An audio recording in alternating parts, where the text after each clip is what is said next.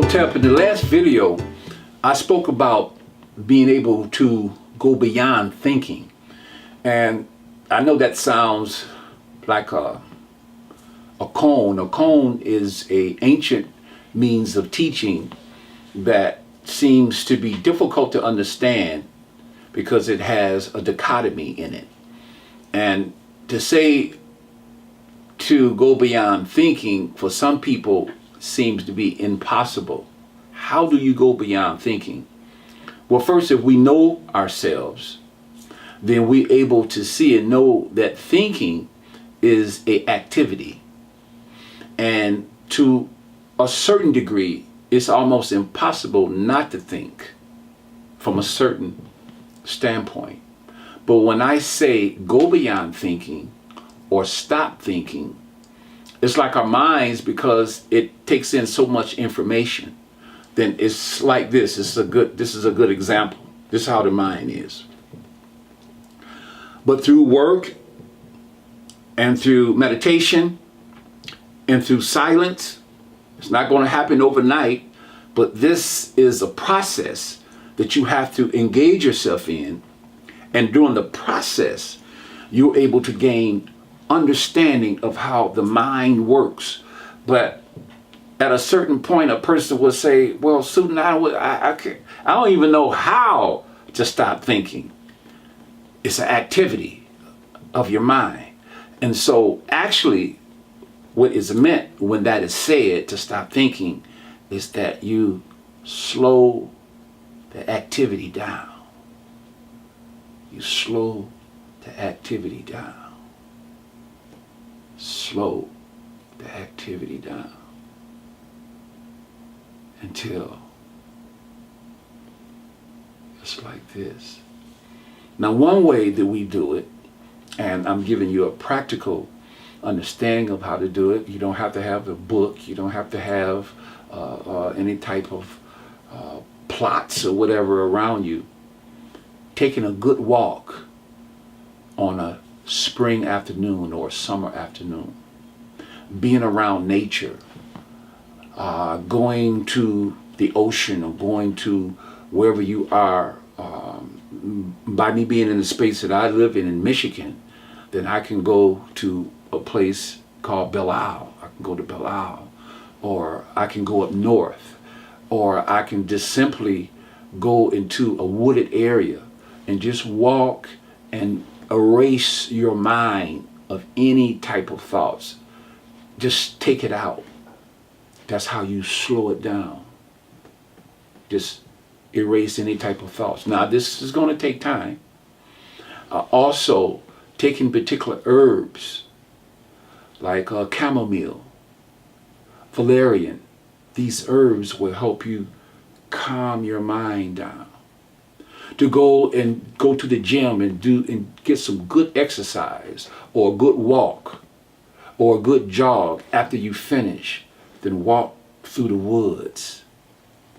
And you have a testimony of simplicity, meaning that within yourself you know that you're blessed. And I ain't talking about you having no whole lot of money. You may be broke, so to speak, but you don't even acknowledge that. You're never broke. You just don't have whatever you want at this given time. So it's all up here, the mental part. Okay, we slowing this down up here. And then as we slow this down, we learn from the last video, I told you there's 3 different points of receiving messages and 3 different points of perception. Up here, the heart, and the gut. And so after you've did certain exercises or taken particular herbs, diet is very important also. You want to avoid, during this time that you're processing, slowing the mind down, you want to avoid fried foods. You want to avoid real heavy foods. You want to watch food combinations. One of the worst combinations that you can have, which is a staple in America, is bread and meat. A hamburger or a ham sandwich or corned beef sandwiches.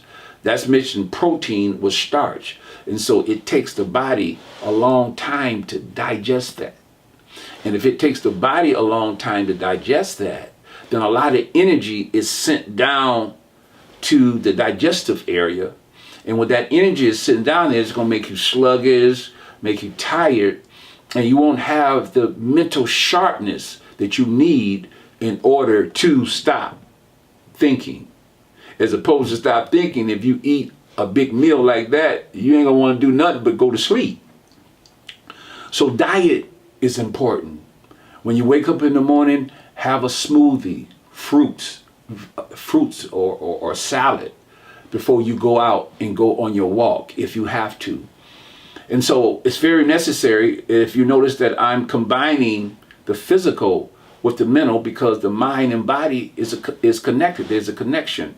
Now the sign Virgo deals with the mind body, and we'll be going over astrological principles, because in my studies one of the primary references and paradigm means a reference that you gain knowledge from, because the mind comprehends through duality.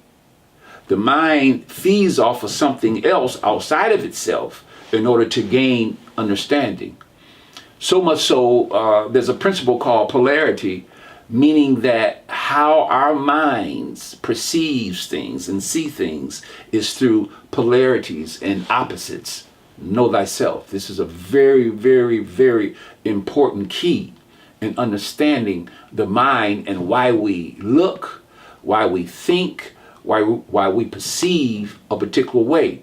You have to study what's studying. What is that? Your mind is what's perceiving all the things. Your mind is what's perceiving your relative being sick. Your mind is what's perceiving you going through a park as opposed to going into a very destitute area of a city where the houses are a particular type of way. There's poverty a particular type of way. So your mind perceives all these things, and it affects the way you feel, and it affects your whole aura. So being mindful and understanding these things, then we're able to connect with a particular type of presence within us. I call it differentiation. What is differentiation? Differentiation is you're able to see that you have different aspects of yourself, that you're just not one thing. You are a composite and a conglomeration of many things. You have many voices within your head. That's one reason why you also, it's hard for you not to think, because all these voices are within you. These voices, from an astrological standpoint, represents different functions that's needed for you to exist and be able to survive on the physical plane. We're going to get into that shortly. Like I say, it's going to be a series that I'm going to share with you to help you to know yourself, and the dynamics of it, the primary dynamics of it, and the most important dynamic of it is to know who and what is perceiving. So in order to know what's perceiving, you have a mind.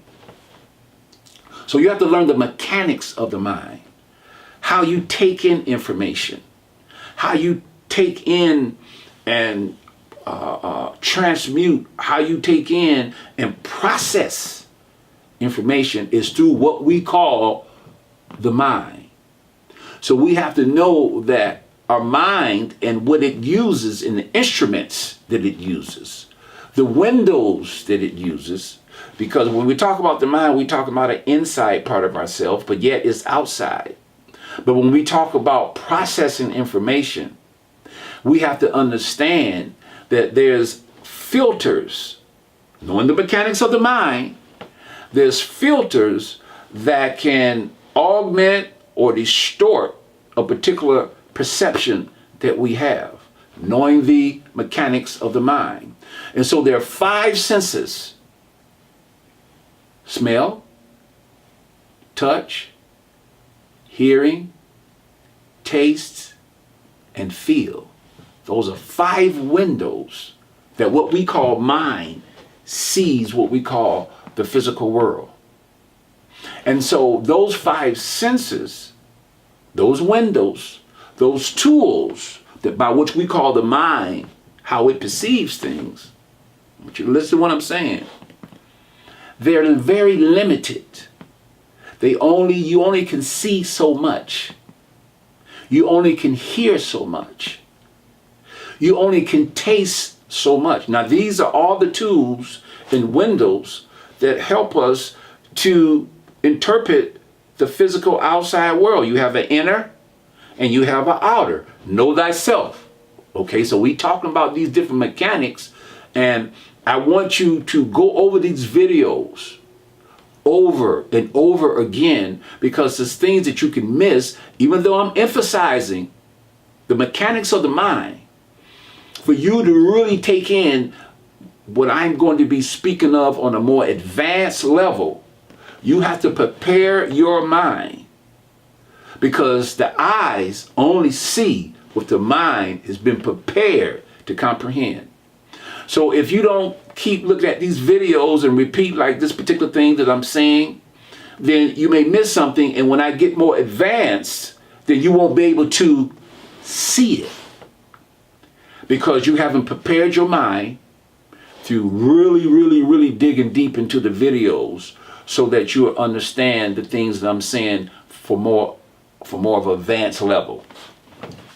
So there are affirmations. Okay, when we speak of affirmations, at my last video, I talked about sex.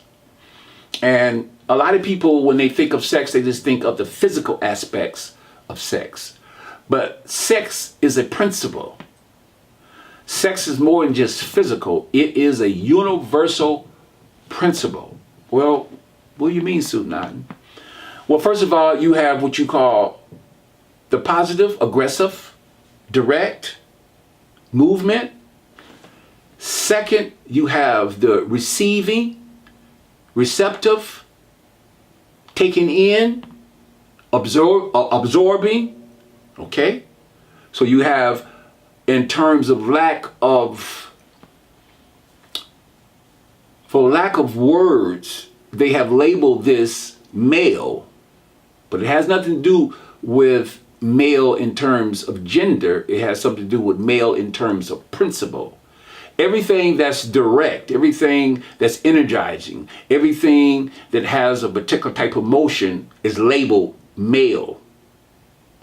Anything that is receptive, anything that takes in, anything that absorbs, from a scientific standpoint and from a metaphysical standpoint, is feminine. Okay? So you have the male, you have the female. And then when the male and female comes together, or when one principle comes together with another principle, it creates a third entity. That third entity is the result of the one and the two coming together, and you get three. So in numerology, which I'm going to be sharing numerology with you, and astrology and metaphysics, going and speaking to you about reflexology, which deals with the body. Okay, so now we got the one and we got the two and we have the three. And the number three, from a metaphysical standpoint and from a particular school of thought, represents creativity, represents energy. And so anything that exists has an aspect of male, female, which creates energy, and you have a child. Okay? So I'm going to use a metaphor and make it even simpler for you, which I did in the last video. You have a plug. That plug has prongs on it, and it's literally called the male. From an electronical standpoint, it's called the male aspects of electronics. Then you have a socket. Y'all hear me? The socket has two holes in it. And so the prong goes into the two holes, the female, the receptive aspects. So the prong goes into the two holes, and when they meet and come together, energy and electricity comes to forth. comes forth. Wow. And so this is in many different ways. When you get in your car, you got your key, you stick your key into the ignition. The ignition and the key comes together and you turn it and it starts the car. And so I can give you many examples of how sex has a principle beyond the physical, and you can apply that in your life, and it gives you insight and understanding particular things. You can have that principle when it comes to two people having an idea. This one person has an idea, this other person received the idea, or this one person have this idea, and a group receives the idea. And they come together. And they create children. They create programs because they have came together. They create associations. They create companies. They create businesses because of the sexual principle of 1, 2, and 3. So what we call sexuality is more than just physical. It's an agreement between two different forces to come together to create a third entity, whatever that may be.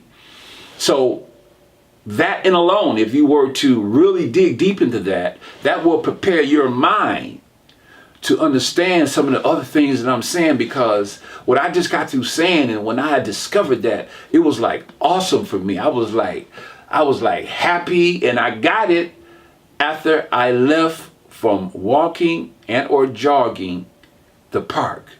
It was a beautiful summer morning. It was like maybe 6 o'clock in the morning. And I was able to stop, now it may seem like I was thinking, but it was more or less a revelation, thinking with your head and being relaxed and enjoying nature and absorbing nature, mentally, spiritually, physically, and emotionally. It's more like a revelation than thinking. Of course, I had to, my mind had to comprehend it, but it was slow. It would have been difficult if it would have been like this. But because of the breathing exercises I was doing, which we're going to get into breathing exercises, technique called pranayama, when you breathe in, because most of us don't breathe properly. Breathing is very important, because I tell you what, know thyself again. I tell you what, you can stop eating over a period of time. You can fast for weeks. Some people fast 3 months, 4 months. You can stop drinking water over a period of time. Some people stop drinking water fast or whatever. But I dare you to stop breathing. I dare you to fast on not breathing. You ain't gonna be here long. So that alone, and when we talk about thinking, that alone can show you how powerful breathing is. The breath is the essence of everything. When you first came here and breathed, you said hello. Your first breath in coming to this planet. Your first breath, you said hello. And trust me, my brothers and my sisters, when it's time for you to go,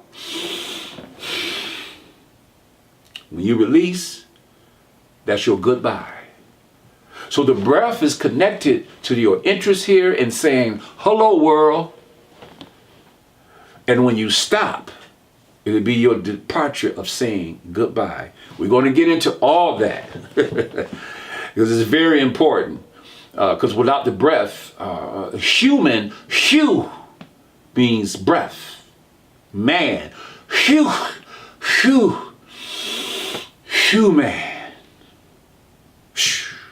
The breath. The breath takes you beyond thinking. You start breathing, taking deep breaths, and it'll calm you. And when your mind is doing like this, you take those deep breaths. Because how you breathe corresponds to your thinking and that mind going like this. You will have shallow breathing. You won't have deep breathing. Because most of us, after we've been conditioned to the physical plane and being conditioned to the world, then we stop breathing naturally. Like when if you notice a baby breathes through their stomach gets big. They breathe from where they were breathing from in the mother's womb, through the navel. That's how you're supposed to breathe, from that area, not up here. Some people that I've did reflexology on, I tell them to breathe and they breathe away. No, you breathe from the bottom. That's where your energy, that's where your strength lies in. So my first message to you is to practice your breathing. That's the first lesson and process for slowing that mind. Thinking about this, thinking about paying this bill. I got in an argument with my wife. I got in an argument with my husband. I'm dealing with something because my child has got into some trouble. I'm dealing with all these things. The mind is doing this, that. I'm hungry, this, that. Take a breath, my brothers and my sisters. And it'll calm that down.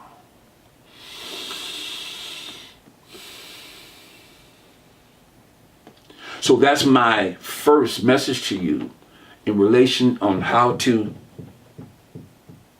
and from that you'll be able to go beyond thinking as we know it.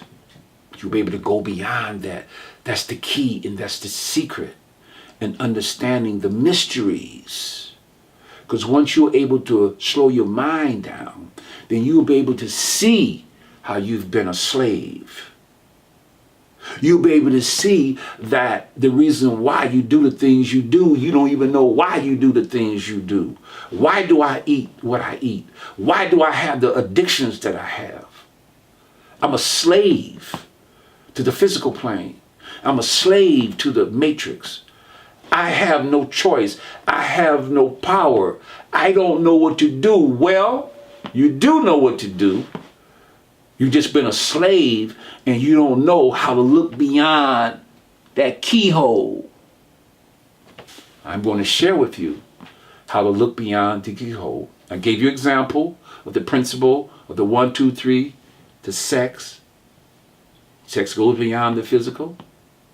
We went over the breathing. So notice all these different things were so deep about it, were so beautiful about it. And one day I came to tears. Is that it's so complicated, but yet is simple. It seems real complicated. Why do I think the way I think? Why do I feel the way I feel? Why do I have these addictions? It's because you are a slave.